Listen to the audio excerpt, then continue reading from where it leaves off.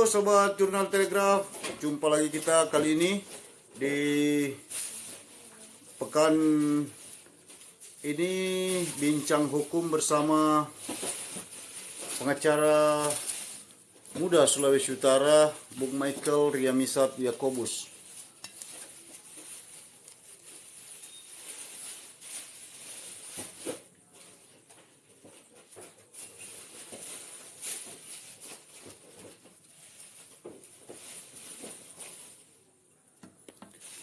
Ya, sambil menunggu kehadiran Bung Michael Yakobus, buat teman-teman yang sudah bergabung jangan lupa tap-tap layar dulu.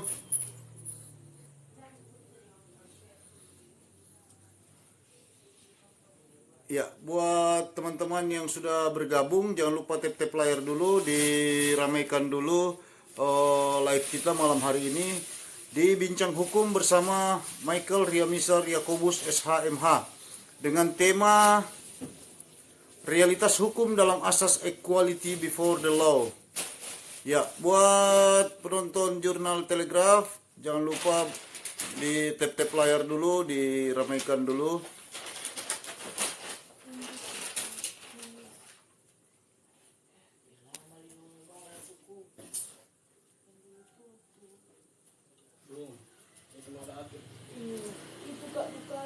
Ya, buat teman-teman semua. Kacang juga ini, Bu?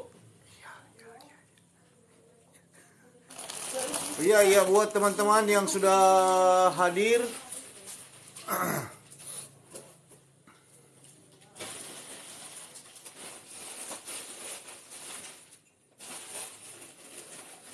Ya, tema bincang hukum kita malam hari ini adalah realitas hukum dalam asas equality before the law. Nah, apa itu equality before the law? Nah, nanti kita akan tanyakan ke Bung Michael Yakobus. Nah, seperti apa realitas yang terjadi dewasa ini terkait penerapan hukum equality before the law.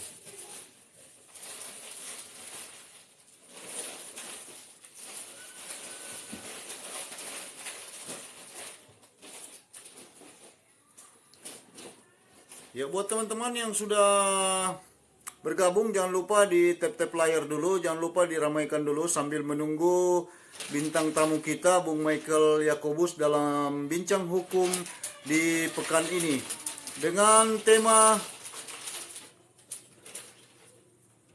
kita hari ini adalah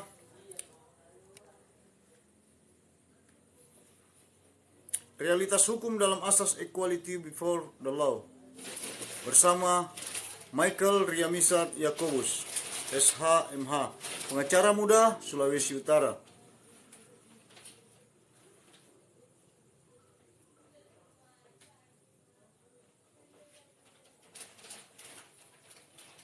Ya, kita akan tanya-tanya seperti apa realitas hukum yang terjadi saat ini terkait penerapan atau makna dari asas equality before the law ini, di mana equality before the law adalah kesamaan hukum setiap warga negara,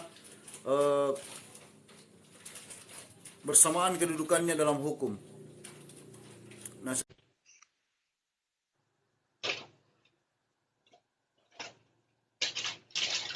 ya, selamat malam. Oh iya. Suara tidak kedengaran, Bung. Suara tidak kedengaran, Bung. Suaranya tidak kedengaran. Nah, kalau ini gimana? Oish, mantap. Mantap. Sudah? Oke. Mantap. Ya, Baik. selamat malam, Bung Michael Yakobus. Selamat malam, Bung Arham. Salam Bagaimana? sejahtera untuk semua. Apa kabar minggu ini, pekan ini? Luar biasa, puji Tuhan sehat-sehat, alhamdulillah. Bisa berjumpa Mantap. lagi dengan Bung Arham, sekalipun lewat Iya. media TikTok ya. Ya. Iya. Kita jadikan media ini sebagai media atau forum untuk belajar sama-sama tentang hukum, Benar, Bung Arham. Saya terutama kira, eh, ya, ya, pekan ini kita mengangkat tema realitas hukum dalam asas equality before the law, Bung Michael. ya, antara Eh, harapan dan saya- kenyataan ya. ya, realita yang kita hadapi terkait kesamaan kedudukan kita sebagai warga negara Indonesia di depan hukum. Itu kan Ya, maksudnya, Bung Michael ya. ya, Equality before equality the law before itu the law. artinya Ya, kesamaan kedudukan setiap warga negara di depan hukum. Nah, ya. seperti apa Bung Michael memandang ini secara eh, apa namanya kacamata hukum yang Anda pahami? Silakan, kita mulai Jadi, teman-teman, sobat Cilacap. jadi Bung Arham serta teman-teman yang ada di media sosial ini yang turut mengikuti acara Jurnal Telegraf Bincang Hukum malam ini, memang kalau bicara equality before the law atau kesamaan kedudukan warga negara dalam hukum dan pemerintahan itu kan secara tegas dalam Undang-Undang Dasar kita memberikan pijakan, ya. Pasal 27, kalau saya tidak salah ingat itu, Bung Arham, memang itu memberikan Pasal 27 ayat ketegasan bahwa pasal 27 ayat 1 Undang-Undang Dasar kita itu memberikan penegasan bahwa kedudukan setiap warga negara itu bersama setiap warga negara bersamaan dalam kedudukannya itu sama atau equal di hadapan hukum dan pemerintahan. Nah, ini sebenarnya mengandung pengertian bahwa di hadapan hukum siapapun itu sederajat posisinya. Ya, Oke. sekali lagi, siapapun dia sederajat posisinya.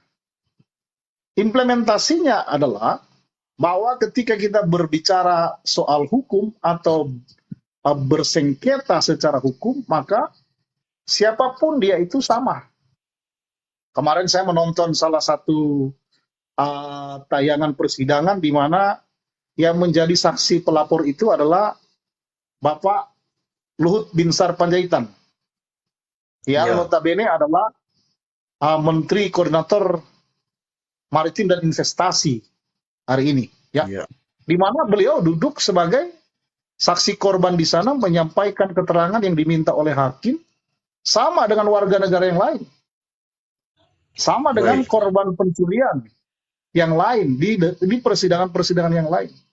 Artinya bahwa pada tahapan implementasi atau pemaknaan daripada equality before the law ini tidak lepas daripada pemahaman tentang filosofi negara kita, yaitu keadilan, ya. Aspek keadilan yang ditonjolkan dalam Pancasila kita itu memang betul-betul diakomodir di dalam ruang proses peradilan kita. Nah, walaupun pada kenyataannya equality before the law ini ya ketika berhadapan secara praktis juga ada kalanya menyimpang dari substansi. Iya kan? Kita kan kasih contoh aja, Republik kita ini kan masih Republik lobby dan ucapan terima kasih kan? Ya kan? Kalau Anda datang tidak bawa apa-apa juga pasti agak berbeda kelihatannya pelayanannya kalau ketika datang pertama kali Anda sudah menyiapkan tip. Ya kan? Itu keadaannya dan itu realita. Saya tidak berbicara sesuatu yang tidak pernah dialami, tapi ya berbeda kelihatannya ketika kita datang dengan tangan kosong ataupun kita datang dengan hadiah-hadiah kan, ucapan terima kasih, tip, uang pulsa dan lain-lain. Ini realitas. Terkadang kita diperlakukan secara berbeda karena hal-hal seperti itu, ya kan? Ya. Itu pemaknaannya dari equality before the law ini terkadang masih sering berbenturan dengan kultur kita, kultur hukum kita, masih sering kali berbenturan dengan karakter penegak hukum kita, ya kan? Masih sering kali berbenturan dengan kompleksitas persoalan yang dihadapi secara hukum.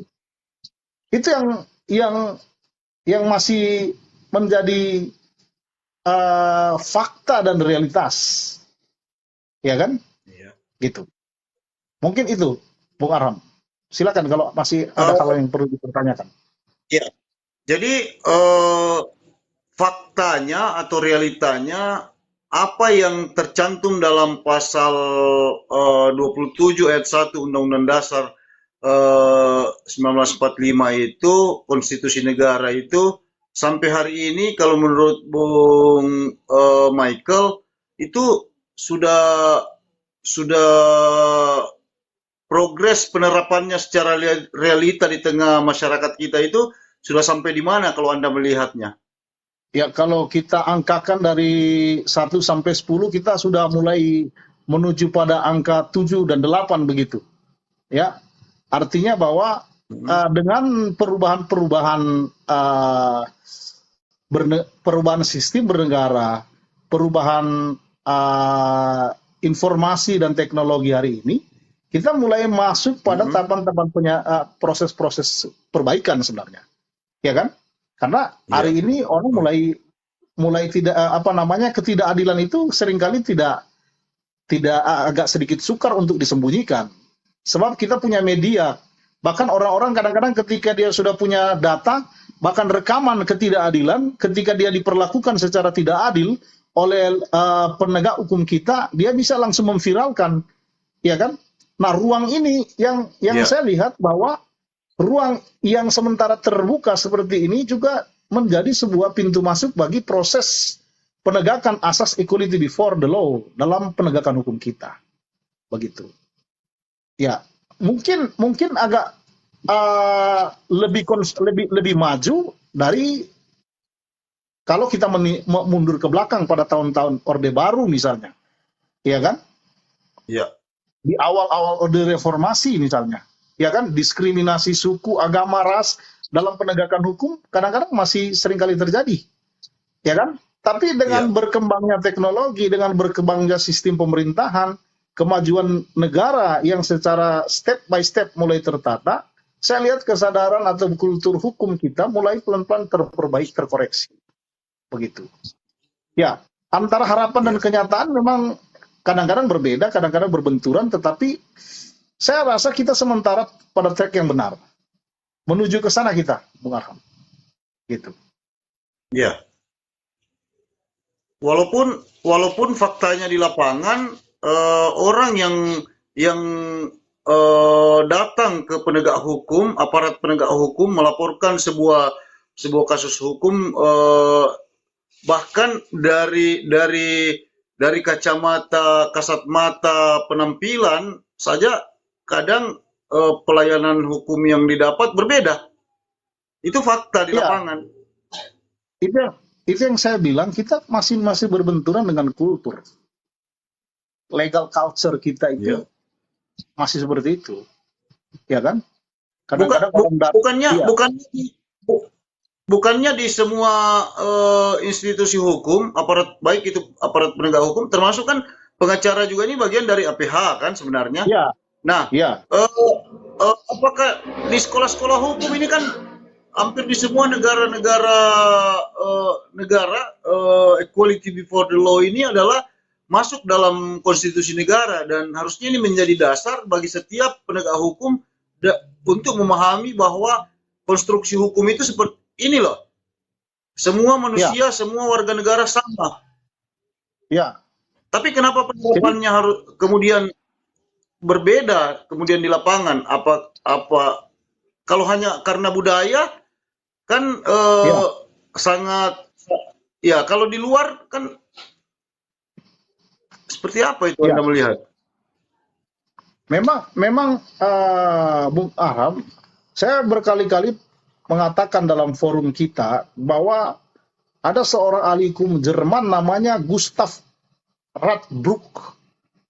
Gustav Radbruch ini mengatakan bahwa penegakan hukum itu tujuannya adalah kepastian hukum, keadilan, dan kemanfaatan. Ya kan? Nah, akan tetapi untuk supaya pencapaiannya itu akan sangat dipengaruhi oleh 3 faktor menurut Lawrence Friedman, ya, yaitu legal substance, legal structure, dan legal culture. Ini masih mendominasi, ya kan? Kita ini kan punya punya faktor budaya, apa namanya, ucapan terima kasih itu biasa, ya kan? Iya. Kita punya budaya, orang saja bantu kita untuk parkir mobil, ya. Biasanya tarif di situ Iya. 2.000, kalau dia parkir mobil bagus, kita pasti kasih 5.000, bahkan sampai 10.000. Iya. Karena kultur kita seperti itu. Nah, kadang-kadang memang dengan pola seperti ini terjadi polarisasi pada tingkatan bawah ketika public service itu hatinya jadi berbeda ketika ada orang yang datang dengan ucapan terima kasih atau tidak, ya kan? Nah, seharusnya tidak seperti itu. Profesionalisme penegak hukum kita itu memang harus benar-benar nyata, dan kalau dibandingkan dengan zaman-zaman sebelumnya, saya kira sekarang masih lebih baik, Bung Arkam. Bahwa orang sekarang dulu kan pelayanan kita tidak seperti sekarang yang betul-betul sampai di tingkat kepolisian, di tingkat kejaksaan, bahkan pemerintah itu dilatih untuk jadi seperti customer service di perbankan, ya kan? Ada standar-standar service excellent yang mulai dipraktekkan, dan itu mulai terjadi. Pengadilan dulu tidak ada sistem pelayanan satu pintu seperti yang sekarang di pengadilan. Kalau Bung Arham datang sekarang kan di pengadilan itu sudah ada orang-orang yang melayani di depan, ya kan? Siapa yang mau datang sentra untuk pelayanan perdata di sini, pidana di sini, dulu itu nggak ada itu, ya kan? Sudah mulai ada penataan ke sana. Cuman memang kita itu dalam tataran praktis memang masih bersinggungan dengan persoalan-persoalan yang saya katakan tadi, bahwa ya masih ada satu persatu penegak hukum kita ini secara integritas yang ya belum maksimal lah, iya kan? Bahkan baik dalam pelayanan maupun di dalam pelayanan, ya, menyambut orang untuk dilayani secara hukum, maupun di dalam penegakan hukum itu sendiri masih terjadi bahwa saya pernah mengikuti satu seminar yang dibawakan oleh Prof. Mahfud MD, Menko Polhukam kita. Dia mengatakan begini, bahwa hukum itu yang paling rendah itu posisinya undang-undang. Di atas undang-undang itu ada asas-asas hukum, tapi di atas asas-asas ada moral. Ya. Nah, yang terjadi kepada kita ini, moral kita ini kadang-kadang yang menjadi masalah di situ. Undang-undang kita ini netral, ya kan? Tapi ketika tataran penegak hukumnya bermasalah soal moral, di awal-awal dia memproses sebuah laporan, kalau keberpihakannya sudah pada korban, maka dia akan mencari celah untuk membantu korban seoptimal-optimalnya, ya kan? Tapi kalau dia punya celah, dia punya keberpihakan sudah mulai kepada terdakwa, tersangka, karena reservasi, ya kan? Karena ada pendekatan, ada approach di situ, maka bisa saja hukum ini dipakai untuk mencari celah dalam rangka memperkuat posisi tersangka atau memperingan posisi dia itu, menolong tersangka. Ini memang moralitas dalam penegakan hukum ini menjadi sebuah poin penting. Ketika orang memegang kekuasaan, memegang jabatan sebagai penegak hukum, kalau moralnya tidak baik, maka dia akan tergantung reservasi. Siapa yang memesan dia, ya kan? Siapa yang memesan dia, ini yang menjadi persoalan, ya kan? Saya ikuti satu paparan dari wakil Wamenkumham kita, ya, Pak Edward, Dr. Edward namanya. Dia menyampaikan bahwa hukum itu netral, ya kan? Hukum itu pada posisinya, ketentuan peraturan perundang-undangan itu berdiri pada posisi netral. Tapi kalau misalnya penggunanya itu yang bisa fakta-faktanya itu netral, undang-undangnya itu netral. Fakta-faktanya sudah seperti itu. Tapi tergantung reservasi kadang-kadang. Kalau yang bikin pendekatan lebih dulu jaksa kepada hakimnya, maka tuntutannya keberpihakannya akan menuju ke sana. Tapi kalau yang bikin pendekatan lebih dekat itu pengacara, maka pendekatannya akan ke sana. Keputusannya akan warna kehendak dan maksud pengacara. Itu yang masih terjadi. Ya kan? Nah, Dan memang ini butuh kerja keras kita semua untuk mewujudkan hukum yang betul-betul adil, yang betul-betul equal. Artinya apa? Equal ini sebenarnya lebih saya sepakat kalau kita bicara keadilan. Adil itu artinya Ya. apa? Yang sama diperlakukan sama, yang beda diperlakukan beda. Iya kan? Untuk kasus yang beda, dia berbeda terapinya. Kalau orang pencuri ayam 50 ekor dan pencuri uang 20 miliar, tentu beda hukumnya. Iya kan? Itu bicara keadilan. Jadi kita jangan memandang equality before the law ini berarti sama semua, sama. Ya namanya pencuri sama semua. Belum tentu, karena kita secara kasuistis akan menempatkan kasus ini seperti apa sebenarnya. Iya kan?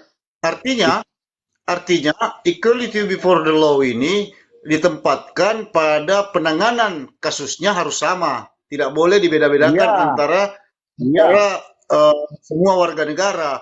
Kalau misalnya dia wali kota, bupati, kemudian ada di situ penjual bakso dengan kasus yang sama, kemudian dibeda-bedakan. Nah, di situ equality before the law yang dipertanyakan. Benar.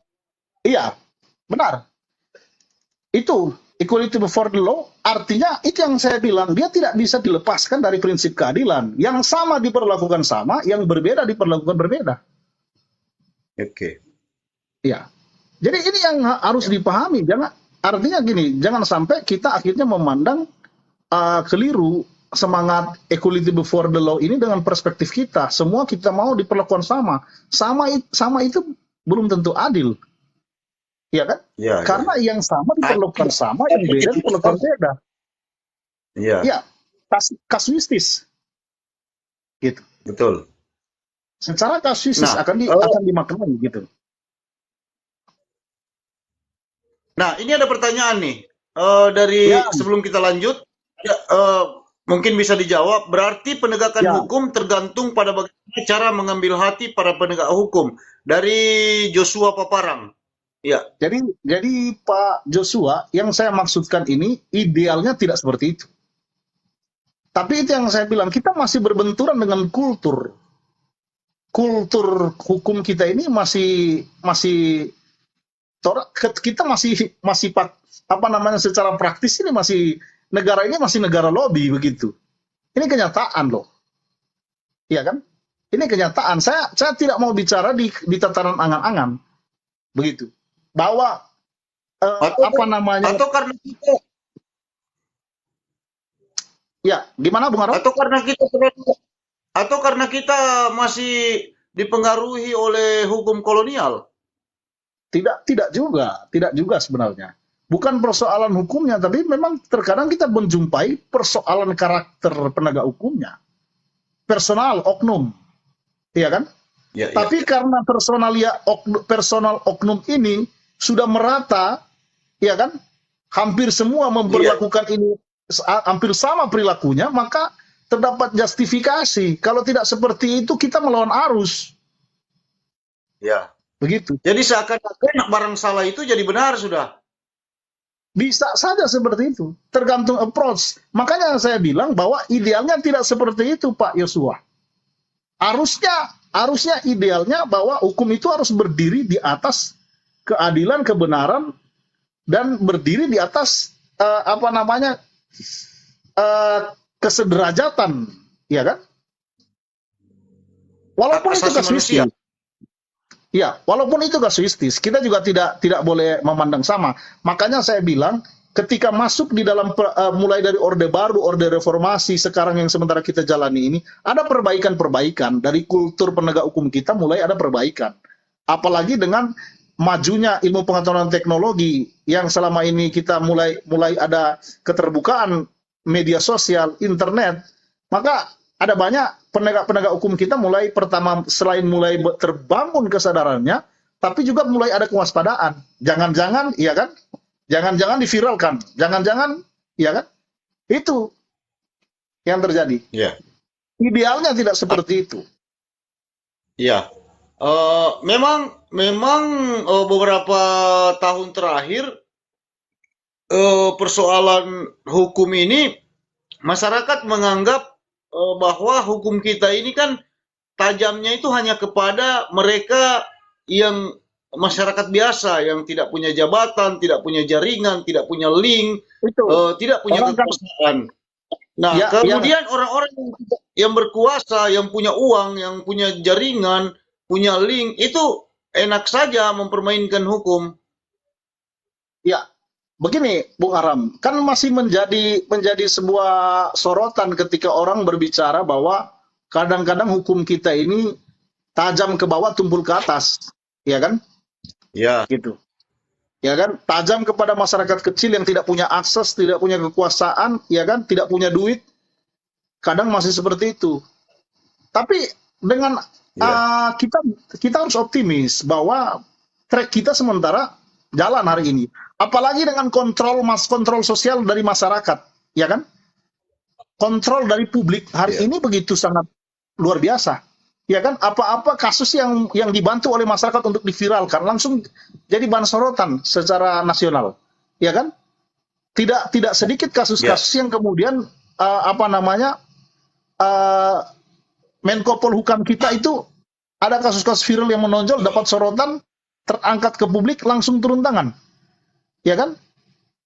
Ada positifnya juga dengan media sosial ini, walaupun memang itu yang saya pernah kadang katakan bahwa seringkali faktanya bahwa no viral no justice itu, sehingga memang media-media seperti ini harus dimanfaatkan untuk kita memperkuat kesadaran publik, partisipasi publik untuk mengawal hukum kita agar supaya pada real equality before the law itu. Iya. Gitu. Iya. Jadi, Bung, Ya. sebenarnya harapan masyarakat itu besar, tapi kan realitanya di lapangan. Saya mengambil satu contoh kasus beberapa tahun lalu, bagaimana equality before the law itu tidak diterapkan dalam hal soal kasus jual beli sel tahanan di Lapas Sukamiskin di Bandung. Masih ingat, Bung? Kasus itu. Nah, ini kan bagian dari cederanya equality before the law. Benar. Iya kan? Di lapas itu kan semua warga negara harus sama lapasnya, tidak boleh ada yang mewah, ada kulkas, ada kita semua tahu kondisi lapas kita seperti apa. Itu kan juga bagian dari itu, bagian dari tercederanya kesamaan kedudukan setiap warga negara di mata hukum. Ya, itu realitasnya.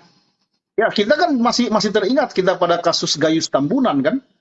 Iya kan? Setelah menikmati uang negara miliaran rupiah masih bisa diberikan ruang untuk bebas, ya kan? Memang sistem kita ini betul-betul masih menyimpan masalah yang kompleks. Makanya saya katakan bahwa kita tetap mesti optimis, akan tetapi kita juga mesti berpartisipasi. Dengan adanya kemajuan ilmu pengetahuan teknologi seperti ini, kita belajar dari kasus Freddy Sambo kemarin, ya kan? Kita belajar bagaimana publik mengawal kasus ini dengan baik. Bayangkan jaksa itu tidak banding lagi loh untuk kasus Eliezer. Ketika publik dukungannya kepada Eliezer itu 1,5 tahun, apa yang diputuskan oleh hakim karena dia adalah justice kolaborator, hakim memutuskan setuju dengan posisi dia sebagai justice kolaborator, bahkan memberikan sanksi yang sangat rendah, bahkan dibawa. Itu tidak biasa loh, Bung Arham. Itu tidak biasa. Apa yang terjadi pada Eliezer itu tidak biasa. Karena apa? Biasanya kalau kalau tuntutan jaksa itu di bawah 50%, putusannya di bawah 50%, maka pasti jaksa banding. Pasti banding. Tapi dalam kasus Eliezer tidak terjadi. Kenapa tidak terjadi? Karena ada sebuah dukungan publik moral publik ini ternyata masih bisa dipercaya. Dengan kontribusi publik lewat media sosial, lewat internet hari ini saya kira di satu sisi merupakan hal yang positif dalam rangka mengawal equality before the law. Ya, saya sepakat Ya kalau kan? itu, Bung Michael. Kalau kasus Ferdi Sambo kemarin, tapi itu kan sebuah kasus besar yang kemudian di blow up media. Nah, bagaimana dengan kasus-kasus yang ada? Tidak usahlah kita mengambil jauh-jauh contoh. Kita ambil di Bitung saja. Bagaimana Ya, sebuah kasus dari seorang warga negara yang tidak dikenal, hanya masyarakat biasa, kemudian hanya kasus pencurian ayam misalnya, kemudian tidak ada yang memantau, tidak ada yang memviralkan, kemudian dihukum begitu begitu luar biasa, hukumannya fantastis misalnya. ya. Dan Makanya itu begini, Bu. dan itu Begini, Bung Raham. terjadi. Ya. Begini, Bung Nah, Raham. Kita memang haruskah netizen, haruskah warga masyarakat, terus kemudian harus memantau ini agar bisa penegakan hukum itu betul-betul sejalan dengan equality before the law tadi. Sama dengan kasus Ferdi Sambo, kan masyarakat ini kan berpikir, masa harus kita yang pantau terus biar aman, biar adil ini hukum ini berjalan, kalau tidak dipantau misalnya ya, dia kemudian tidak akan berjalan ini hukum. Nah, kan seperti itu, Bung. Anggapan ya, masyarakat. betul. Makanya saya bilang ini penegakan hukum kita ini itu merupakan sebuah komponen, merupakan sebuah sistem yang memiliki interindependensi yang sangat kuat harusnya. Jadi antara Ya, penegak hukum, antara lembaga-lembaga penegak hukum, ya kan, dengan ya, media-media, dengan pers, dengan masyarakat, ini merupakan sebuah sistem yang tidak boleh berjalan sendiri-sendiri, ya kan? Di satu ya sisi, sepakat. memang perlu ada perbaikan-perbaikan secara internal di dalam tubuh Polri, di dalam tubuh kejaksaan, di Ya, dalam tubuh hakim, institusi pengadilan, di dalam tubuh institusi advokat. Harus itu, ya, harus saya ada sepakat itu. perbaikan-perbaikan. Akan tetapi Ya, sejalan dengan itu, kontrol publik, kontrol sosial masyarakat itu harus betul-betul berjalan. Kita tidak boleh apatis menjadi warga negara. Kalau mau hukum kita betul. baik, kita tidak boleh apatis, ya kan? Iya, Tidak boleh membiarkan ini mengalir. Artinya bahwa seperti yang biasanya orang bilang, kadang-kadang, ya kan, kejahatan itu terjadi ketika orang baik berdiam diri, ya iya, kan? Itu yang menjadi spirit kita, Bung Aham. iya. Makanya, Bung Aham, saya pribadi menyiapkan lembaga bantuan hukum. Saya punya kantor MRJ Law Office, tetapi saya juga memiliki lembaga bantuan hukum kalaupun memang ada orang-orang yang tercederai secara keadilan dan butuh diadvokasi. Ini dalam forum Ya, ini saya menyampaikan kepada masyarakat yang mungkin mau berperkara, buktinya kuat, tapi tidak memiliki materi, tidak memiliki uang untuk bayar pengacara. Saya punya LBH. Silakan hubungi kami. Saya punya LBH, ada anak-anak junior lawyer saya bisa bantu juga. Saya juga ketika persidangan ya, pemeriksaan saksi saya turun juga, begitu. iya. Jadi Ya, LBH Justitio. ya, misia justisia. Saya memiliki Iya, lembaga bantuan hukum itu, begitu. baik. Nah, Nah, ini ada pertanyaan bagus dari pertanyaan. Joshua Iya, Paparang. Ya, makasih Pak Joshua. Kalau sebagai pengacara, penegak hukum kira-kira apa upaya untuk memberantas jual beli keadilan? Ya, saya pernah membela Pak Joshua. Saya pernah membela seorang yang dituduh mencuri 2 kas langsat di Manado. iya. Dia dituduh mencuri 2 kas langsat. Yang tuduh mencuri itu ayah dari seorang jaksa. Oke. Kasus ini tidak wajar mau naik ke pengadilan, tapi naik di pengadilan juga. Saya membela Iya, orang ini sampai keluar dari ruang sidang karena saya marah hakimnya. Karena ada ketidakadilan ketika saksi dari jaksa saksi saya diajukan, dia mengarahkan saksi saya. Tapi ketika ada saksi saya yang lain, saya periksa, dia marah kepada saya. Hakimnya secara semena-mena mengarahkan saksi saya bisa, tapi saya ketika bertanya dia tuduh saya mengarahkan saksi. Saya berantem dengan dia, saya tunjuk-tunjuk dia dalam ruang sidang dan saya keluar dari ruang sidang. Ini bagian daripada kalau bicara tentang bagaimana advokat, saya bicara praktis. 3 bulan pertama saya buka kantor Bung Arham, saya gugat 3 kali kepolisian untuk pra peradilan. Karena orang salah tangkap. 2009 orang salah tangkap. Dituduh ada orang dituduh trafficking. Dia bawa orang bekerja ke luar daerah. Tapi akhirnya ditangkap di sana. 2 hari disuruh bolak-balik dari jam 9 pagi sampai jam 5 sore untuk diperiksa. Tapi akhirnya kasusnya tidak jelas. Dia tidak bisa ditahan karena tidak ada bukti. Tapi tiket dia sudah hilang. Saya gugat pra peradilan. Polisi minta damai sampai kemudian membayar kompensasi kepada orang itu. Pengganti tiket. Nah, ini saya bicara dalam hal praktis.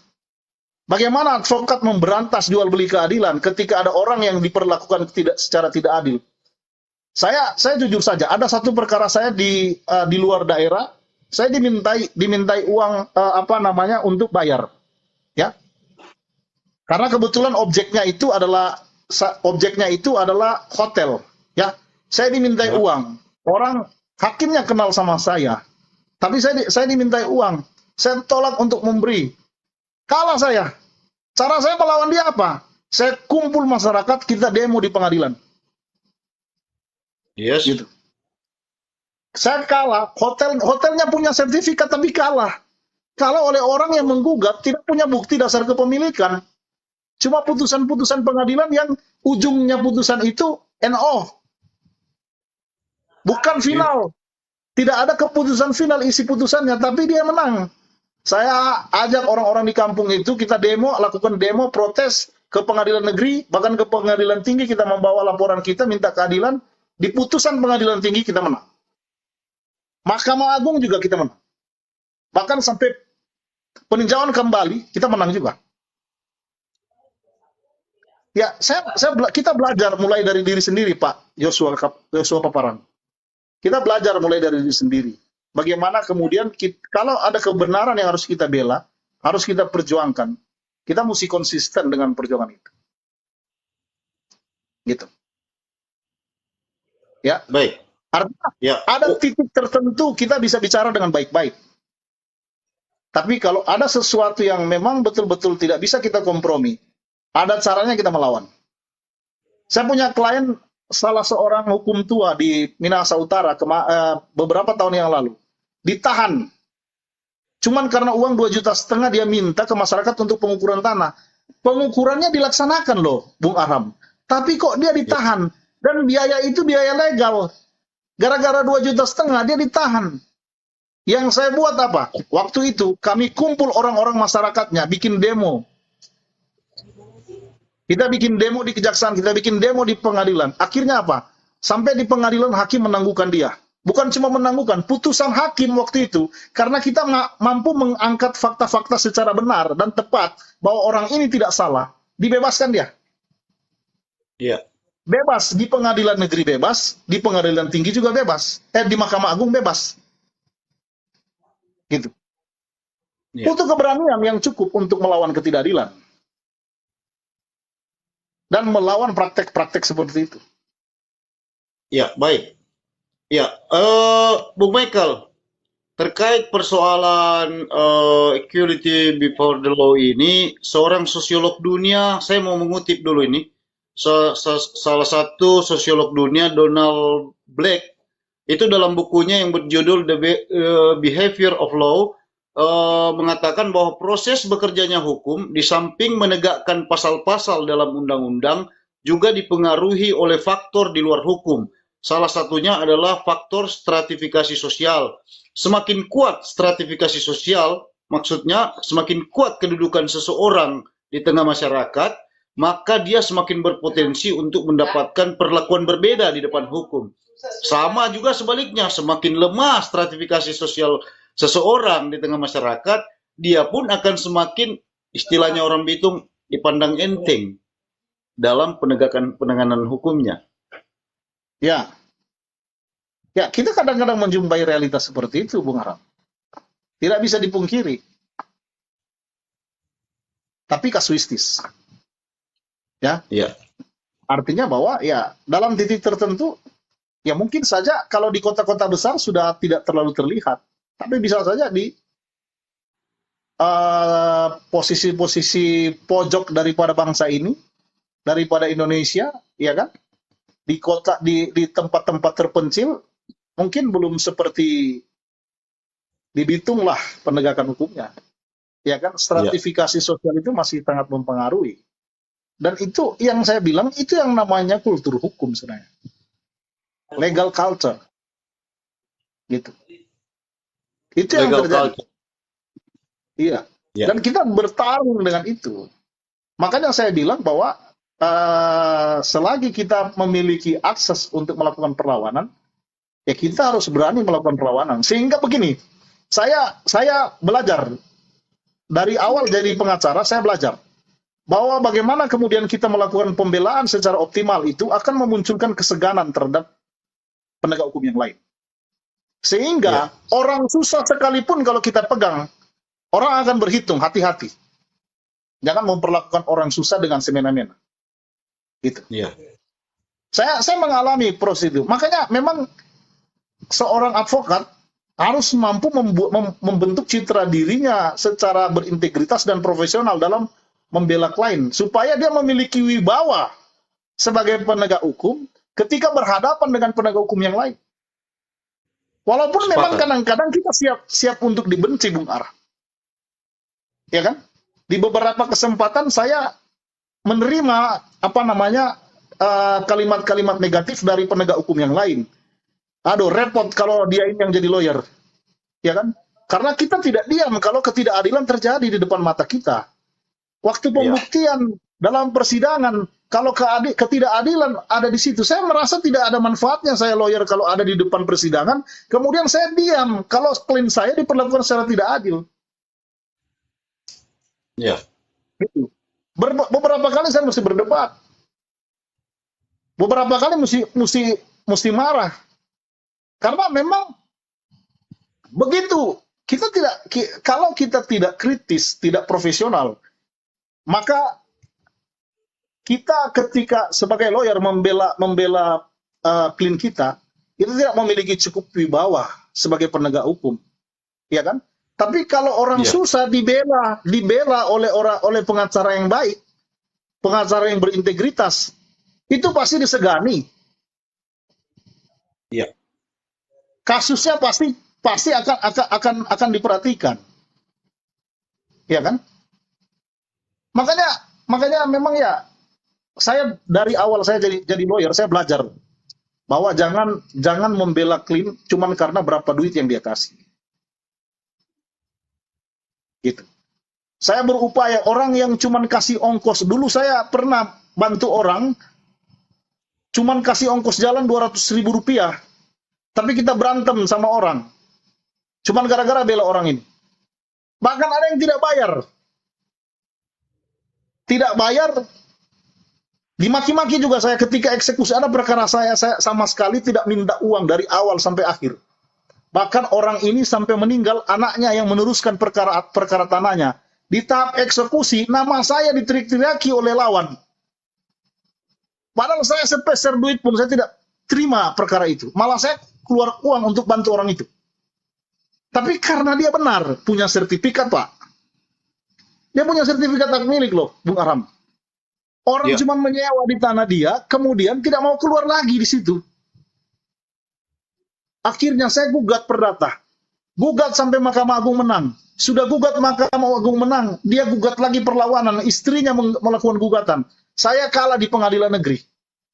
Pengadilan negeri ketika dia gugat kedua, lewat istrinya, saya kalah.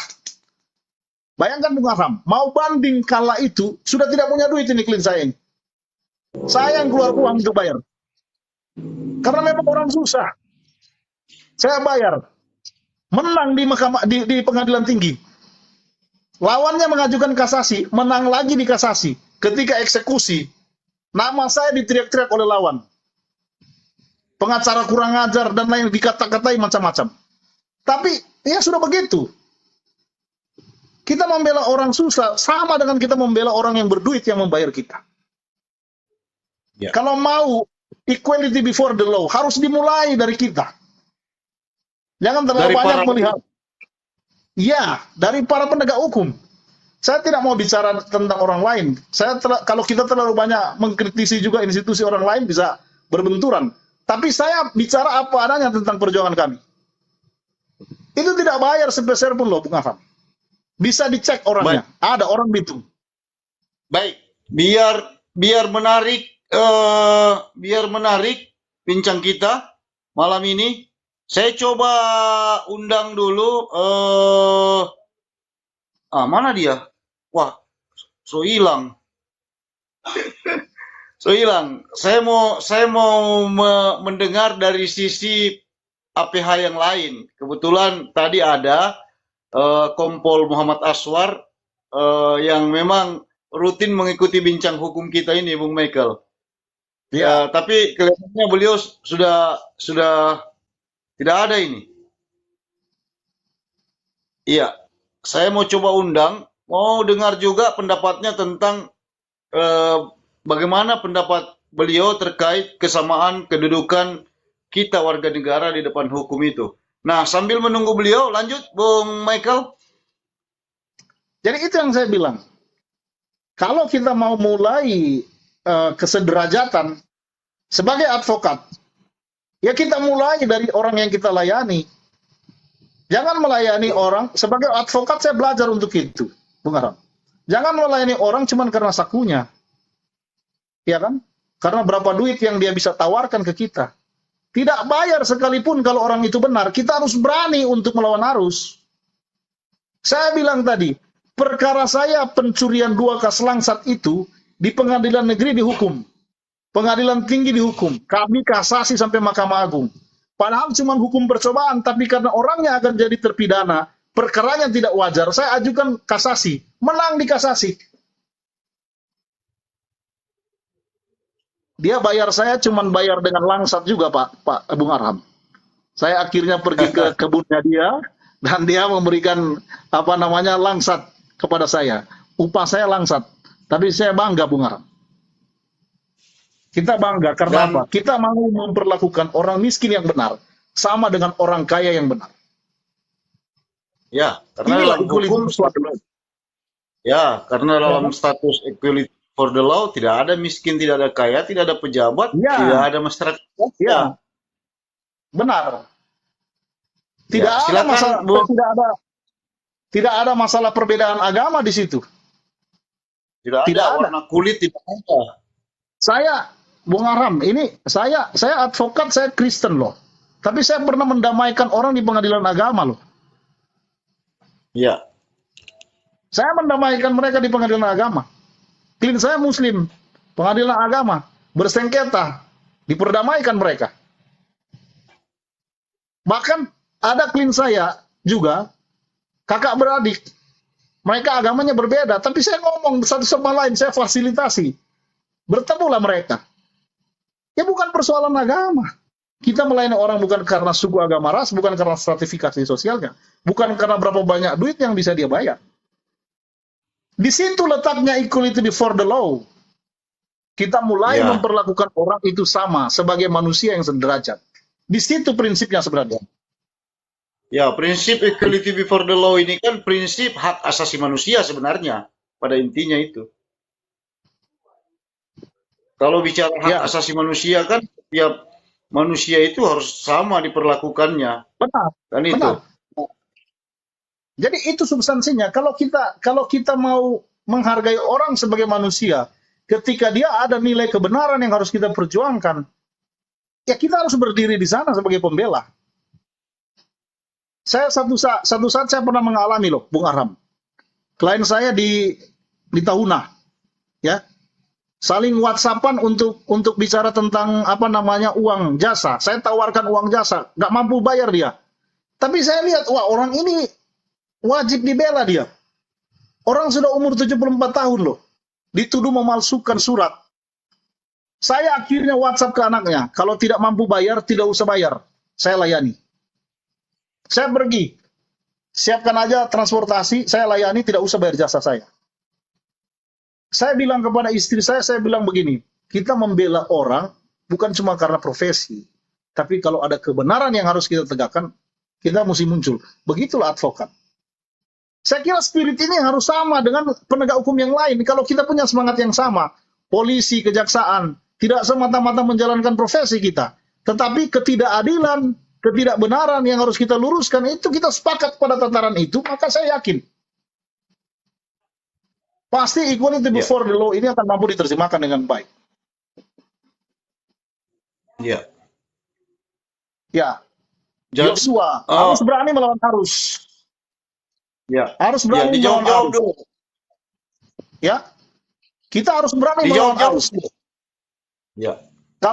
Kalau kita diam ya hukum kita ini akan seperti ini terus. Kesewenang-wenangan pasti terjadi terus. Gitu. Kayaknya ini Yosua calon advokat ya. Sudah bagus. Iya. Kalau memang menaruh hati. Artinya begini. Kita juga tidak silau Bung Arham, cuman karena orang itu kecil tapi kalau dia salah. Ini bukan, kalau bicara equality before the law, bukan karena orang kecil atau orang besar, bukan. Tadi yang saya bilang, yang sama diperlakukan yang sama, yang beda diperlakukan beda. Saya pernah tangani orang cuman perkara penunjukan dulu. Saya tangani perkara orang, ini orang di pengadilan tunjuk karena tidak ada pengacaranya. Kasusnya kasus pelecehan, pemerkosaan terhadap anak di bawah umur. Terdakwa yang saya bela itu sudah opa umur 54 tahun. Tapi bayangkan ketika di pengadilan, dia mau bersaksi ketika ditanya, apa benar Anda melakukan pemerkosaan? Dia mau bilang, ini karena suka sama suka. Saya langsung bicara ke dia. Saya bilang, Bapak saja itu melakukan pemerkosaan sudah berdosa. Apalagi berbohong di hadapan pengadilan. Katakan yang benar sebagai kebenaran. Saya bilang waktu saya bicara. Karena dimintai tanggapan kan oleh hakim. Setelah korban menyampaikan keterangan, hakim tanya, bagaimana terdakwa keterangan korban ini? Dia mau bilang, oh ini tidak. Dia mau bilang suka sama suka. Bagaimana bisa suka sama suka anak 13 tahun dengan opa umur 54 tahun? Suka sama suka bagaimana? Jadi saya sedikit tekan dia. Saya bilang, Bapak itu datang ke sini karena pemerkosaan sudah berdosa. Jangan tambah dosa lagi. Akhirnya mengaku dia, Bung Akram. Mengaku salah dia. Jadi tugas kita bukan cuma karena persoalan dia karena orang kecil kita bela, tapi kalau dia salah kita pun mesti bilang salah. Ini bukan persoalan strata sosial kalau bicara equality before the law. Bukan persoalan membela orang kecil. Kadang-kadang kan kita bicara isunya membela orang kecil. Tidak. Mau kecil mau besar, kalau ada kebenaran yang harus kita bela ya kita bela. Betul. Begitu. Ini bukan Itu masalah prinsipnya. besar kecil. Ya. Benar. Bukan persoalan orang besar, orang kecil. Karena orang besar, orang kecil kalau dia memiliki keadilan dan kebenaran yang harus dibela, ya kita mesti bela dong. Bahkan ketika dia salah pun, kita mesti bilang salah. Saya dalam beberapa kesempatan, kalau saya lihat salah, saya mesti bilang, Pak, ini tinggal, kalau perkara-perkara pidana ya Bung Arham. Ketika saya lihat perkara ini, oh ini bisa terbukti ini. Saya bilangnya di awal, harus bilang di awal. Ini bisa terbukti ini. Cara kita satu-satunya hanya melakukan upaya untuk meringankan. Ya. Ya kan? Melakukan pengakuan dan supaya ada keringanan. Ya. Gitu. Tapi untuk memaksa sampai harus menang, berat lah Iya. itu. Sesuai dengan... Itu juga, itu bicara reputasi dan bicara hati nurani, Bung. Ya. Ya kan? Jangan lupa, banyak juga pengacara yang terjebak memaksakan sesuatu. Sudah tahu-tahu orang semua lihat bahwa itu ada fakta, ada bukti, bahwa itu memang dia ini pelaku kriminal. Dibela untuk dibebaskan, itu bodoh namanya. Menurut saya itu bukan strategi yang tepat sebagai lawyer. Tapi itu banyak dilakukan oleh lawyer, Bung. Ya, makanya saya bilang berbeda. Kalau saya berbeda. Saya kalau dia bersalah betul-betul, saya mesti ngomong di awal loh. Anda ini bisa kena. Bantuan kita sampai di titik ini. Selebihnya, ini mesti minta tolong. Mesti mengalah. Mesti jujur. Kalau salah, mesti bilang salah. Kalau perkara yang sudah pasti bisa terbukti, jangan terlalu ngotot. Itu memalukan kita akhirnya. Memalukannya karena apa? Nanti hakim bisa ketawa ke kita. Jaksanya bisa ketawa-ketawa ke kita. Kamu ini advokat apa ini kamu ini? Sudah tahu-tahu fakta persidangan sudah seperti itu, tidak ada hal lagi yang perlu bisa dibela. kamu bela mati-matian seperti dia tidak bersalah. Kita menemukan hal yang meringankan saja ketika memang betul-betul semua alat bukti, bahkan orangnya juga mengakui, ini fakta, ya tinggal minta maaf saja di pengadilan. Itu meringankan, membantu. Jangan dipaksakan. Gitu. Iya. Gitu, Bu. Iya. Tunggu, saya lihat-lihat dulu. Ya. Siapa tahu ada. Nah, Ini ada banyak sebenarnya nih yang mulai tertarik dengan Iya. Saya lihat, program. saya lihat Bung Arham Iya. dari minggu ke minggu semakin bertambah orang-orang yang join dengan kita ini. Ini Ya. puji Tuhan ini. Dan teman-teman sobat Jurnal Telegraf, di Bincang Hukum ini setiap pekan kita laksanakan, kita lakukan, kita live di TikTok, dan teman-teman bisa bertanya, ada sesi bertanya, bisa bertanya lewat komen. Terus juga nanti kalau memang Ini ada Anto. mau minta Izin bertanya ini, Ya. ada nama Anto ini, Bung Arham, mungkin mau coba bertanya. silakan. Ya, Anto, ya, Anto. izin bertanya. Coba Anto saya undang ya. Saya undang, kalau mau bertanya, saya undang naik. Nanti selesai bertanya, nanti bertanya dulu, nanti selesai akan dijawab, nanti akan kami gabungkan dulu. Ya, Bung Anto, Ya, silakan. silakan bergabung. Ya, teman-teman yang lain yang ingin bertanya atau ingin menyampaikan sesuatu terkait persoalan hukum mungkin, atau terkait pembahasan kita malam ini, kesamaan atau kedudukan setiap warga negara di mata hukum itu, ya silakan mau memberikan pendapat mungkin, atau ingin berkonsultasi terkait persoalan hukum yang dihadapi. Ya, silakan teman-teman. Ya, Saya sudah undang Pak Anto, tapi sepertinya beliau belum Belum. bersedia untuk mungkin Saya Joshua. saya tambah sedikit mungkin Bung Arham. Yang perlu mungkin kita dalam pembicaraan dalam diskusi kita yang perlu kita tambahkan adalah bagaimana memberikan tips kepada masyarakat.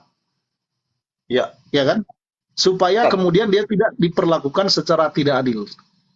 Atau Baik. maksudnya dia dilayani secara tidak sederajat atau tidak equal. Ya kan? baik, Nah, baik. saya menyarankan Bung Arham,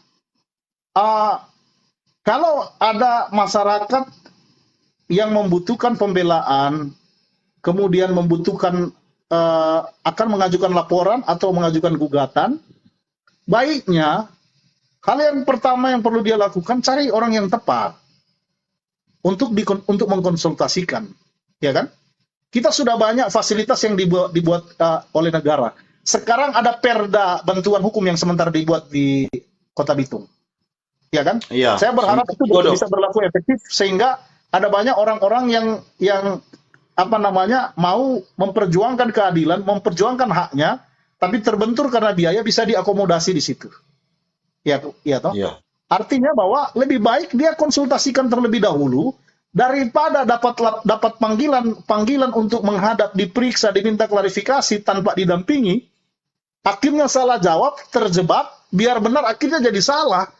Karena kita kan kadang-kadang, ini beberapa waktu yang lalu saya mendampingi ada orang pengusaha di satu desa dapat panggilan polisi, wah udah ketakutan dia untuk mau diperiksa. Syukur langsung didampingi. Ketika didampingi, amanlah dia. Ya kan, kita pengacara mendampinginya, memberikan advice apa yang harus dia buat, apa yang harus dilakukan. Penting bagi Bapak Ibu yang mau bermasalah hukum untuk berkonsultasi dulu dengan pengacara. Saya tidak dalam rangka mempromosikan profesi, akan tetapi kalau memang Anda punya kendala dalam hal biaya, bisa menghubungi lembaga bantuan hukum. Di pengadilan ada tersedia lembaga bantuan hukumnya. Sudah siap melayani konsultasi di situ. Saya pribadi juga untuk kasus-kasus bantuan menyiapkan lembaga bantuan hukum Missio Justisia. Jadi kalau Anda mau sebelum melangkah, lebih baik dikonsultasikan dulu. Supaya kemudian ada bukti-bukti yang sudah diperlengkapi. Itu yang saya bilang. Pos bakum di pengadilan, ini ada yang bicara pos bakum ya. Pos bantuan hukum di pengadilan, dimanfaatkanlah itu. Itu disiapkan oleh negara loh. Ya, Jadi gratis itu. konsultasi ketika terarah, baru dia melakukan upaya hukum, ya kan? Ya, Jadi berkonsultasi dengan orang yang tepat sangat-sangat penting untuk supaya kemudian Anda tidak semena-mena diperlakukan oleh orang lain karena Anda paham, iya, ya toh? Kalau kemudian masih khawatir juga dibantu didampingi oleh advokat supaya Anda dapat memperjuangkan hak Anda tetapi juga dengan cara dan prosedur yang tidak melukai hak Anda, ya, ya kan? Memperjuangkan hak tapi juga prosedur yang dilewati juga tidak melukai atau memangkas hak-hak Anda dalam proses. Gitu. Penting untuk didampingi. Supaya siapapun akan berurusan dengan Anda ketika Anda didampingi oleh orang yang paham dengan hukum, maka Anda tidak semena-mena diperlakukan. Gitu. ya, Yang kedua, selanjutnya saya mengajak teman-teman advokat, mari kita bersepakat untuk sama-sama membela orang-orang baik kecil maupun besar, entah apapun stratifikasinya. Ya kan? Kalau ada kebenaran, ada keadilan yang layak dan patut kita perjuangkan, turun tangan. Semua kuncinya adalah pada pembuktian. Saya cenderung melihat pembuktian. Sebelum jauh hari kita memegang perkara, pembuktian harus dilihat dulu. Apa bukti orang ini? Supaya kalau kita bela, kita tahu lemahnya di mana, kuatnya di mana. Gitu. ya, Kita profesi advokat, kita butuh uang, kita butuh jasa profesional. Akan tetapi, jangan juga mempermalukan reputasi kita. Iya kan? Gitu. Saya lebih memilih kalau misalnya memang ini perkara menang, lebih banyak mencetak kemenangan, itu lebih penting untuk membangun branding. Daripada sekedar asal pegang perkara yang penting dapat uang, Bung Arham. Tetapi mengkoleksi kekalahan, ya kan? Gitu. Kalaupun Itu. kemarin saya hat-trick ya, saya Bung Arham sempat memberitakan berita tentang hat-trick kemenangan 2 minggu, hampir 2 minggu, 4 perkara putusan menang. 4 perkara, Ya. bukan 3. 8 hari 3 perkara putusan menang. Hampir 2 minggu, tambah 1 perkara lagi menang. Karena apa? Iya. Kita selektif di awal, Bung. Kita pegang perkara, kita selektif di awal. Ini perkara, kekuatan pembuktiannya ada di mana? Begitu. Sehingga ketika kita berjuang pun, orang akan segan. Ini orang tidak boleh diperlakukan semena-mena, karena dia punya pembuktian yang kuat. Itu salah satu langkah untuk supaya kita tidak diperlakukan secara tidak adil, dalam proses kita mengikuti proses hukum. Begitu. Jadi itu barangkali yang menjadi masukan-masukan saya. Ya, silakan Bung. Nah, ini ada pertanyaan sebelum kita jawab dulu nih Bung Michael. Optimalisasi APH dengan hadirnya paralegal. Mohon pencerahannya, senior. Saya kira ini penting. Ini penting. Ada keterlibatan paralegal, ada posbakum. Ini media-media yang Bung Glenn bisa manfaatkan sebenarnya. Atau orang-orang yang mau suka membantu itu bisa manfaatkan. Saya punya junior lawyer di kantor dan punya juga 1 paralegal. Kita bantu. Kalau memang membutuhkan bantuan, sepanjang kita memungkinkan untuk itu, kita bantu.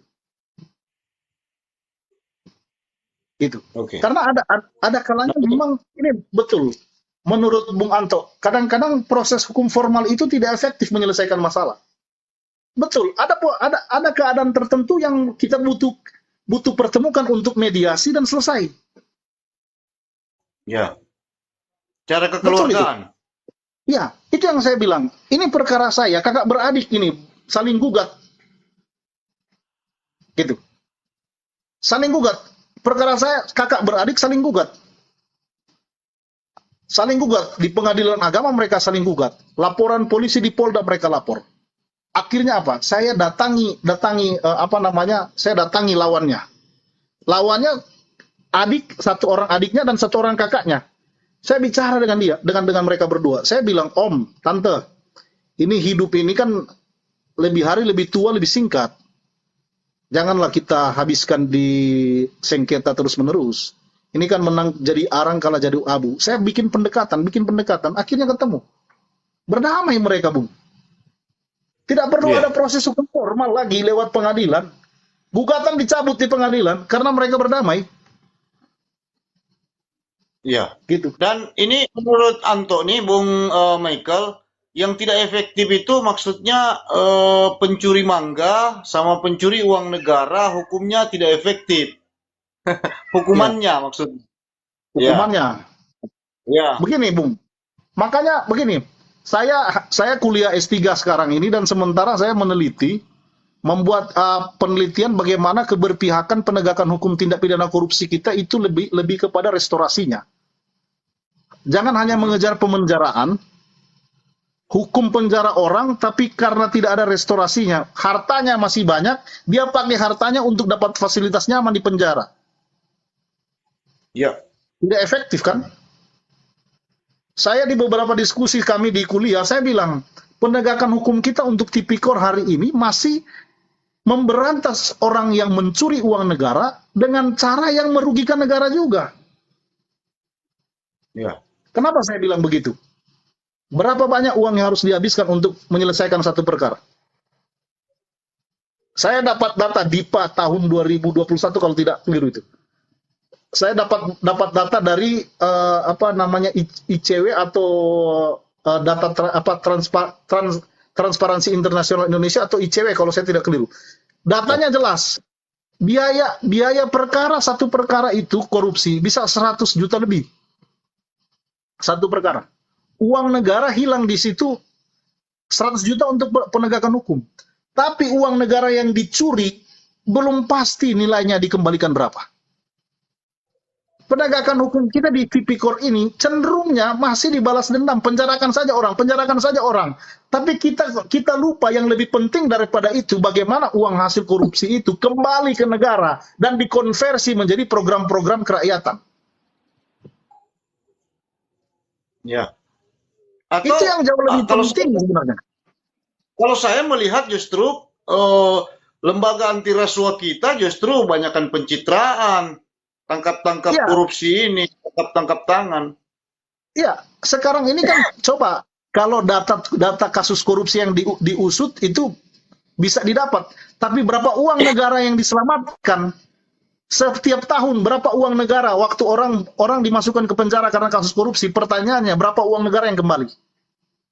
Kita kan diberitakan berapa kasus korupsi tahun ini, tahun lalu berapa, tapi berapa uang negara yang dikembalikan? Itu sampai hari ini datanya saya coba search di internet agak kesulitan saya mendapat data berapa uang negara yang diselamatkan.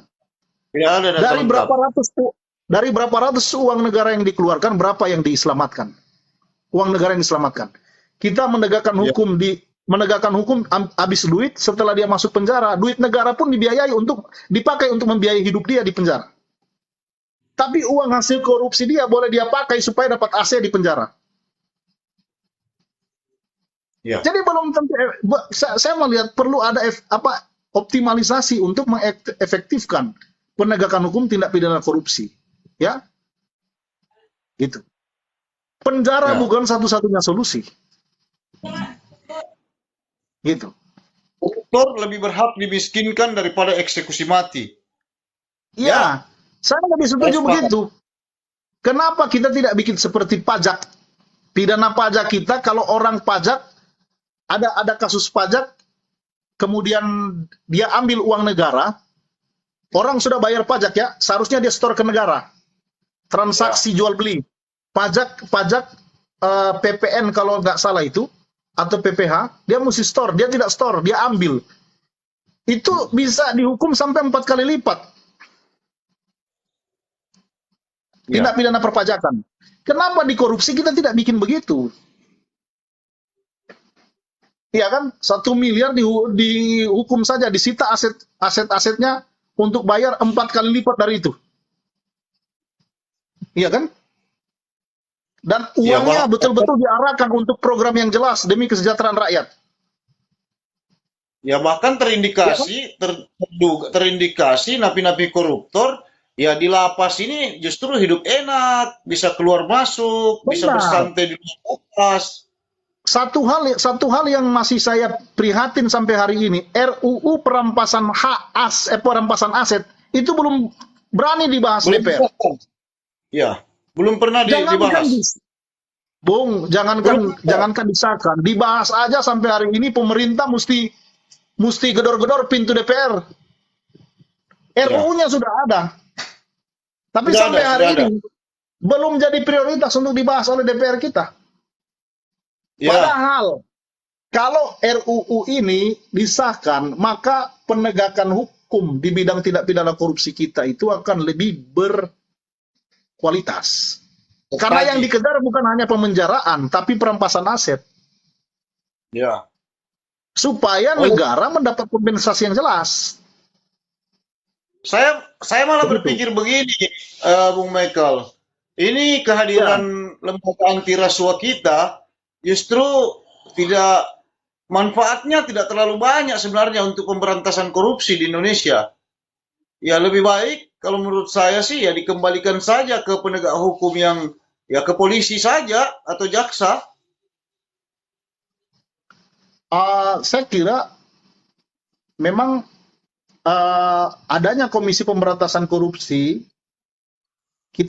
saya tidak a priori juga. Tapi kita bahas nanti itu di bincang berikutnya di tema yang Ya. lain.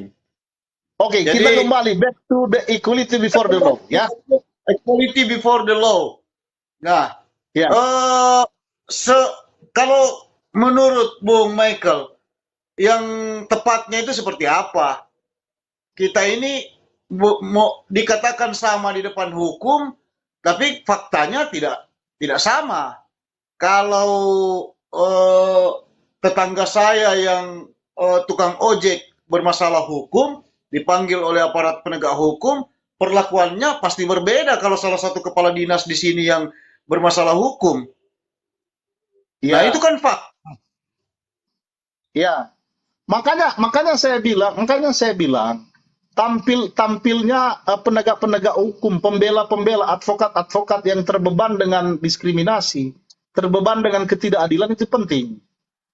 Supaya ya tukang ojek nanti akan mendapatkan hak yang sama ketika berhadapan dengan hukum. Iya kan? Kita ini bukan cuma posisinya pembela, tetapi juga penyeimbang bagi proses penegakan hukum. Iya kan? Itu. Makanya saya justru maksud saya begini, Bung Michael. Harusnya kan equality before the law ini harusnya tanpa pressure itu sudah berjalan normatif begitu ya. ya, makanya saya bilang, pembenahan secara internal penting. Bagi lembaga-lembaga penegak hukum kita ini penting untuk melakukan reformasi secara internal. Iya kan? Itu penting. Sehingga perubahan perilaku penegak hukum kita itu bisa terasa sentuhannya di masyarakat. Gitu. Iya kan? Ya, ini ada apa nih? Bagaimana tidak pusing katanya negara paling banyak hukumnya di dunia, namun penegakan tidak sesuai dengan supremasi hukum itu sendiri. Ya. Itu yang saya bilang. Saya berkali-kali saya bilang, Bung Arham, Lawrence Friedman itu mengatakan legal substance, legal structure, dan legal culture. Itu merupakan tiga pilar yang tidak kita perhatikan dalam rangka penegakan hukum. Iya kan? Ya. Artinya di sisi lain juga banyak hal yang positif juga yang sudah terjadi, ya kan? Ya, Ada juga hal-hal yang sudah positif, yang sudah mengalami perbaikan. Kita tidak boleh putus asa, tetap harus optimis bahwa memang perbaikan mulai ada, supremasi hukum yang baik mulai ada. Embrionya mulai ada, cuman memang kita tidak boleh putus asa. Bukan berarti ketika ada ketidakadilan yang masih merata kemudian kita diam, tidak loh. Ya, Justru semakin ada diskriminasi, semakin kita bertanggung jawab terhadap proses ini. Ya, betul. Gimana, Bung? Artinya, Bung Michael terus mengkampanyekan itu kepada sesama seprofesinya. Ya. Dari bagian dari APH. Nah, kami juga jurnalis para wartawan, ya juga kami harus mengkampanyekan itu bahwa kita ini kontrol Benar, sosial. benar. Kita yang mengontrol polisi, kita mengontrol kejaksaan, kita mengontrol pengadilan, Iya, kita mengontrol semuanya. Nah, kadang kadang sebenarnya enggak. supremasi hukum ini bisa tegak, equality before the law ini bisa tegak, kalau teman-teman pers juga memperbaiki Iya, dirinya. jangan juga teman-teman pers kalau kasus-kasus orang susah tidak di backup, itu kan. Iya, iya, iya, Gitu kan, iya. Bung. Itu kalau ada orang susah yang layak dibela, jangan cuma advokat yang membela. Tolonglah perkaranya diangkat ke media, ya kan? Gitu, supaya Iya, ada perhatian publik, ya kan? Biar dia orang kecil iya. kalau kebenarannya besar, keadilannya penting untuk diperjuangkan, jangan kita abaikan. Ini merupakan tugas bersama, Bung, sesuai dengan posisi-posisi kita masing-masing. Makanya saya pribadi tadi lebih banyak bicara tanggung jawab saya sebagai lawyer, apa peran yang harus kita mainkan, iya kan?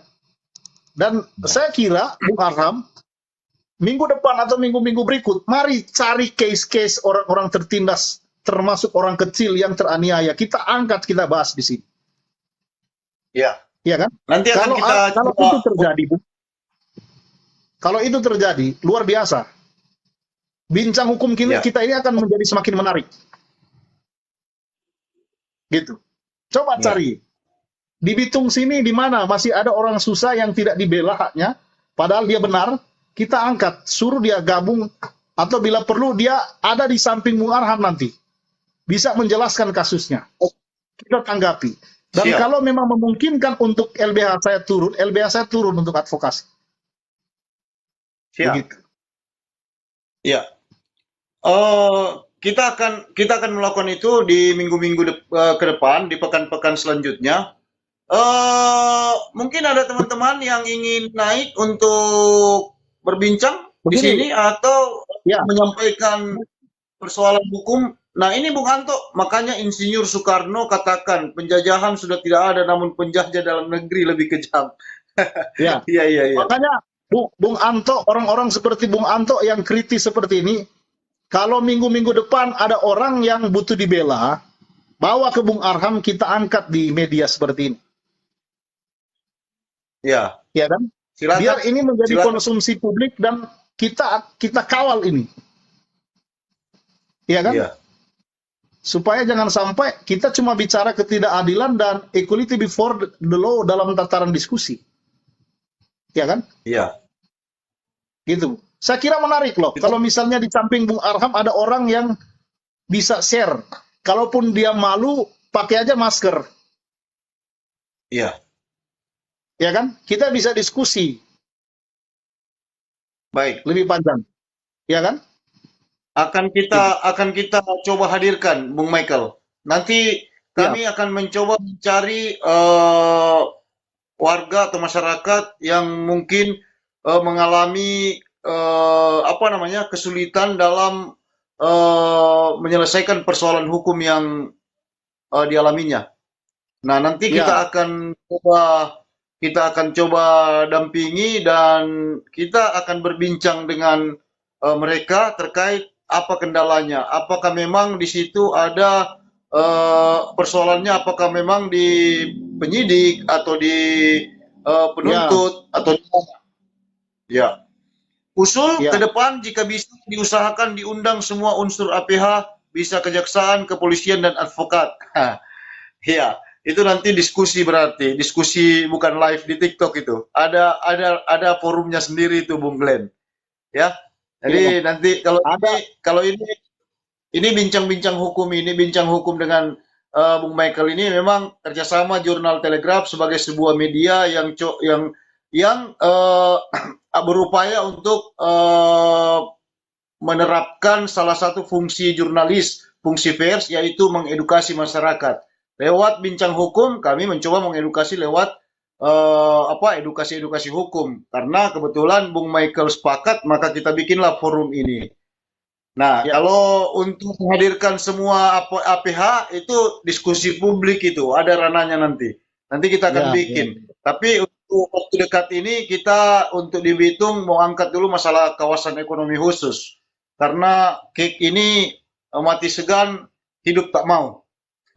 Ya, mantap, mantap Nah, Bung Aram. eh, Jadi mungkin Bung ada Aram yang ingin ada dua. ditambahkan? Ya, jadi ada beberapa masukan saya, Bung Aram. Ke depan satu, kalau ada kasus-kasus menarik, ada orang-orang susah atau siapapun yang bisa kita advokasi, kita munculkan aja nanti di uh, forum bincang hukum. Kedua, Bung, Baik. kalau memang diperlukan, kita sama-sama buka apa namanya acara bincang hukum kita di satu warung kopi, dan di situ kita undang siapapun yang mau live untuk konsultasi hukum. Kita live aja Boleh, di boleh. situ, ya kan? Iya, iya. Supaya Oke. orang-orang bisa Itu menyampaikan apa aspirasinya. iya, untuk ke depannya boleh. Nanti karena saya melihat dalam setiap pekan ini hanya ada 2 atau 3 program kami yang berjalan maksimal, lainnya itu sepertinya belum jalan. Jadi kami akan Ya, fokus di 3 ini. Kalau memang bisa difokuskan di bincang hukum, kami fokus di bincang hukum dan politik saja. Jadi ya, untuk ya. sementara karena penonton itu yang banyak yang menarik, jadi itu yang akan kami fokuskan. Nah, Bung Michael, mungkin ini ada lagi agar lebih banyak masyarakat yang teredukasi dan melek hukum. Ya, Bung Ya. Joshua Paparang. Nah, Bung Michael, mungkin sebelum kita akhiri bincang hukum kita pada kesempatan pekan ini, mungkin ada lagi yang ingin disampaikan terkait Ya, kesamaan kedudukan kita di depan hukum.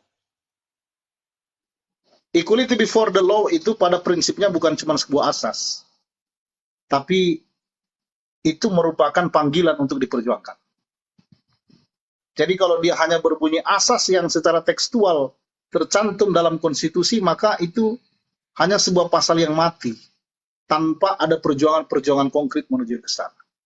Itulah sebabnya semua komponen masyarakat, mau advokat, mau pers, aparat penegak hukum, kita adalah bagian daripada bangsa Indonesia yang bertanggung jawab untuk mewujudkan equality before the law, bukan hanya secara tekstual, tetapi bagaimana menjadi aktual.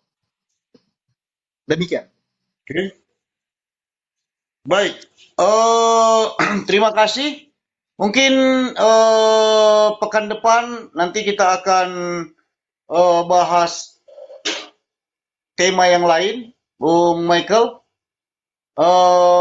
Karena sudah tidak ada yang ingin naik, ingin bergabung, maka mungkin kita akan mengakhiri bincang hukum kita malam hari ini. Kalau ada yang ingin bergabung, mungkin kita masih kasih ruang, kasih waktu, tapi kalau sudah tidak ada, kita akan mengakhiri bincang hukum kita pekan ini. Ya, Bang Aswar mungkin mau naik memberikan sepatah dua kata terkait equality before the law. Saya undang Bang Aswar dulu sebelum kita menutup bincang hukum kita pekan ini. Ya. Selamat malam, Komandanku. Selamat malam. Assalamualaikum warahmatullahi wabarakatuh dan selamat malam semua. Waalaikumsalam. Ya. Kalau saya bisa nggak sih saya memberikan masukan sedikit mengenai equality before the law yang mungkin artinya kesamaan di mata hukum ya? Iya nggak Bang Michael ya? Iya. Ya, siap. Ya, jadi sebenarnya seperti ini kalau pemikiran saya ya. Hukum di negara kita dibuat oleh orang yang memang betul-betul rekan-rekan sendiri yang memilih misalnya gitu kan. Kalau dikatakan ada kekeliruan mengenai aturan hukum, menurut saya pembuatan aturan hukum itu memang sudah dibicarakan beratus-ratus kali gitu loh. Jadi mungkin pakar-pakar hukum pun sudah dimasukkan atau diikutkan dalam pembuatan aturan hukum tersebut. Mungkin di sini yang bisa saya sampaikan adalah Mungkin bukan hukum yang keliru, tetapi perseorangannya, personalnya yang agak sedikit keliru bagi saya. Karena di dalam penegakan hukum, aparat penegak hukum itu sudah diajarkan aturan yang baik sesuai hukum yang berlaku. Tetapi ada personal atau ada oknum yang menyalahartikan atau menyalahgunakan aturan tersebut untuk mendapatkan pundi-pundi kekayaan tersendiri. Seperti itu. Kalau menurut saya secara pribadi, ini di luar dari saya sebagai aparat penegak hukum atau apapun itu. Tetapi ketika aturan hukum tersebut dijalankan sesuai dengan rule-nya, mungkin masyarakat kita bisa merasakan dampak yang baik di negara kita. Mungkin seperti itu ya, bagi saya pribadi. Karena kasihan juga ada cerita seperti ini. Kalau orang sipit matanya masuk ke kantor polisi, itu dilayani dengan baik. Tapi kalau orang masyarakat pribumi yang masuk di kantor polisi, itu diabaikan. Nah, itulah yang biasa sering saya pegang, bahwa ketika rekan-rekan masyarakat masuk di kantor polisi, apalagi saya sebagai kapolseknya, kayak miris bagi saya kalau saya mendengar kata-kata seperti itu. Oleh karena itu, mungkin saksi hidupnya host sendiri ya, Bang ya. Kalau ada kasus-kasus seperti itu, kami kadang sharing. Mungkin saya sebagai manusia biasa ada kekhilafan atau kekurangan, tetapi saya sering diingatkan oleh host, Bang Michael. Bang, seperti ini, seperti ini. Oh iya, oke, kita laksanakan gitu loh. Tapi kadang juga kita tidak bisa pungkiri bahwa ada orang-orang besar di balik dari semua permasalahan ini gitu loh. Ketika kita ingin lurus, ternyata ada intervensi atau ada ya sejenis intervensi lah yang masuk ke kami, sehingga kadang saya juga cari info atau cari masukan dari teman-teman, baik dari lawyer ataupun dari para jurnal gitu kan, para apa kalau sebutnya wartawan ya, Bang Hosea.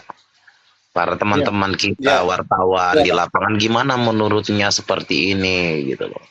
Kadang dari segi positifnya yang saya dapatkan dari teman-teman wartawan bilang, infonya berkembang sangat pesat di lapangan sehingga Bapak harus segera menyelesaikan permasalahan tersebut. Ya kita selesaikan gitu loh.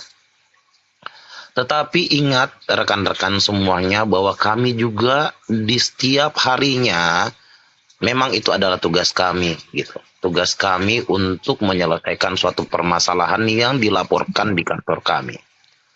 Tapi tidak ada kasus yang dikesampingkan. Tidak ada kasus yang dikesampingkan. Yang ada adalah proses hukum tetap berjalan. Maunya masyarakat ingin dispesialkan atau ingin diprioritaskan kasusnya, oke, kalau satu orang, tetapi di kantor kami bukan cuma 1-2 kasus yang datang. Jadi kami memang sesuaikan dengan rule hukumnya dulu, menyesuaikan aturannya, karena kalau kami salah aturan atau kami salah menerapkan suatu permasalahan, kami juga bisa dilaporkan gitu loh. Ada direktorat yang bisa rekan-rekan atau masyarakat laporkan bahwa penyelesaian permasalahan yang dilakukan oleh Bapak ini adalah salah atau diperlambat. Rekan-rekan bisa melaporkan kami juga di apa Pak host, di Bitpropam gitu lah. Di Bitpropam ada Pak. Kadang juga kami saking banyaknya menyelesaikan permasalahan, kami juga agak sedikit lupa. Makanya dari masyarakat sendiri pun peran aktif untuk mengingatkan kami gitu. Kan sudah diberikan SP2HP, di mana di dalam SP2HP tersebut sudah ada nama penyidik dan nomor telepon penyidik. Peran aktif masyarakat untuk mengingatkan kami bahwa Pak, kasus kami udah sampai di mana? Kasus kami yang kami laporkan ini udah sampai di mana? Kadang masyarakat ini sudah melaporkan tetapi sudah seperti itu aja. Tidak berperan aktif untuk mengingatkan kami. Padahal kami ini di setiap harinya mungkin bisa 15 kasus yang kami terima laporannya. Satu penyidik, ingat rekan-rekan, apalagi di Bitungnya, satu penyidik itu berbanding 500 masyarakat. Apalagi di kota Bitung. Jadi kalau satu orang penyidik harus menyelesaikan 500 kasus itu, kami juga memiliki keterbatasan. Oleh karenanya, tolong diingatkan kepada penyidik bahwa Pak sudah sampai di mana laporan kami. Tidak ada salahnya. Kalau ada seorang penyidik yang mengatakan bilang, oh sudah Jo, diam Jo begini. Itu Bapak bisa rekam dan laporkan ke Propam Pak. Baik Propam Polres ataupun Propam Polda. Menurut saya seperti itu. Tapi kalau misalnya kita ibaratnya masyarakat cuman ini kok polisi begini, ini kok polisi begini, kita cuman mau tanya dulu Pak, apakah Bapak sudah berperan aktif menanyakan kasus yang Bapak laporkan kepada kami atau tidak? Seperti itu. Dan itu adalah pengalaman saya waktu saya menjabat sebagai Kapolsek di Polres Bitung. Tiba-tiba datang, tiba-tiba udah marah, tiba-tiba udah apa. Ya tugas kami memang ya senyum sapa salam dan mengingatkan. Pak, kasusnya ya seperti itu. Kasusnya udah sampai di mana nanti kami akan sampaikan Pak gitu. Seperti itu yang saya dapatkan pengalaman. Baik. Terima kasih. Ya. Sekian Pak Bos, sekian Bang Michael. Semakin lengkap ini. Apa tuh Bang? Semakin lengkap ini. Ditambah oleh komandan jadi semakin lengkap kita ini punya diskusi.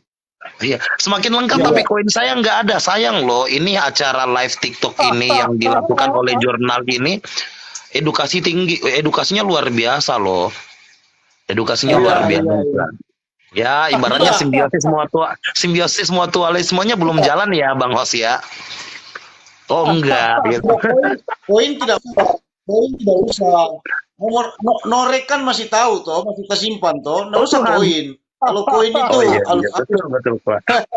Oh iya. Oh iya betul Bang Michael. Makasih. Nomor cantiknya masih saya ingat kok Bang, santai aja. Iya.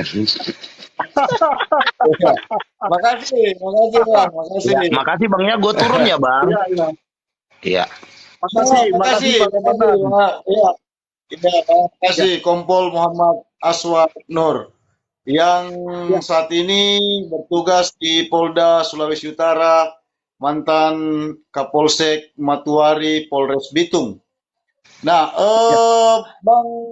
Bung Michael, jadi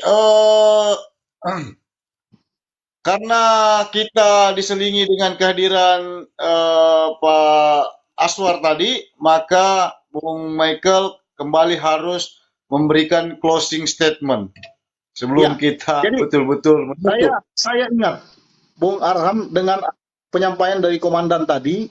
Jadi teman-teman, Bapak Ibu, kalau memang mengalami sumbatan dalam proses misalnya di kepolisian, secara internal mereka itu bisa kita lewat jalur permohonan gelar perkara. Apabila ada sumbatan, bisa ada gelar perkara khusus. Sehingga kita bisa tahu dengan terang secara tahapan proses penyidikannya itu sumbatannya ada di mana. Kita bisa ajukan komplain minta gelar perkara. Tapi kita juga bisa melaporkan kalau ada persoalan-persoalan etik profesional yang dilanggar ke divisi Propam. Bahkan di atasnya juga bisa kita lapor ke Komisi Kepolisian Nasional, Kompolnas. Ya. Saya juga beberapa kali pernah mengajukan laporan dan ternyata Kompolnas bisa rekomendasikan turun digelar, sumbatannya di mana, bisa diterobosi. Bahkan saya pernah ada perkara di Mabes Polri, di Polda Sulut, kami ajukan permohonan gelar perkara di Mabes Polri. Diangkat ke sana. Wasidik Mabes Polri melakukan gelar dan kita bisa menyampaikan aspirasi di sana. Perkaranya akan direkomendasikan oleh hasil gelar perkara apa yang harus dikerjakan. Itu terfollow up semua itu, Bung Haram. Jadi ada media-media yang bisa dilakukan oleh masyarakat ketika mengalami ketidakadilan atau diperlakukan secara tidak equal di dalam proses penegakan hukum. Bahkan kalau di kejaksaan juga sudah punya komisi kejaksaan, ya, bisa ada pelaporan Iya. juga ke sana. Bahkan ada secara internal juga mereka punya asisten pengawas. Jadi Ya. saya kira ini media-media yang Yang bisa dipakai. Baru kemudian Iya. hakim juga itu ada. Hakim juga ada badan pengawasnya. Iya, pengawas hakim Iya. itu juga ada di Mahkamah Agung. Ada bawasnya, badan Iya. pengawasnya. Bahkan Di lu- hakim juga, Di luar di luar itu juga ada komisi yudisial. Iya. Bahkan komisi yudisial itu sekarang ini ada beberapa teman saya menjadi perwakilan komisi yudisial di daerah. Mereka cuma semacam perpanjangan tangan dari komisi yudisial. Mereka turut membantu mengawal proses persidangan, bahkan ketika ada dugaan-dugaan penyimpangan dalam proses persidangan, itu mereka kawal. Bisa itu dilakukan. Baik. Jadi Baik. ada lembaga-lembaga Iya. kontrol yang bisa dimanfaatkan oleh masyarakat dalam rangka penegakan hukum, dalam rangka pelayanan hukum yang equal, diterima oleh masyarakat. Demikian, Bung Irfan. Baik, terima kasih Bung Michael. Terima kasih Kompol Muhammad Aswar Nur yang sudah naik tadi memberikan pandangan-pandangannya terhadap topik kita pekan ini. Terima kasih semua penonton yang sudah menonton Bincang Hukum di Jurnal Telegraph on TikTok pekan ini dengan tema apa tadi tema itu? Saya lupa. Jadi untuk ke depan, pekan depan kita akan hadir lagi di hari yang sama. Nanti jamnya itu yang tentatif. Kami akan berkonsultasi dengan, tapi yang pasti malam. Yang Jam 8 begini pastinya, udah yang oke pastinya malam. Dan teman-teman yang, ya, yang teman-teman yang pastinya malam kita akan hadir di setiap pekannya. Ya, jadi mungkin sampai di sini jumpa kita pada kesempatan pekan ini. Terima kasih sekali lagi Bung Michael Riamisal Yakobus. Terima kasih semua yang sudah menonton. Ya, Terima kasih. betapapun tajamnya pedang keadilan, ia tidak memenggal kepala orang yang tidak bersalah. Sampai jumpa di bincang hukum kita pekan depan bersama saya Arham Licin dan Michael Riamisar Yakobus SHMH. Selamat malam. Selamat malam.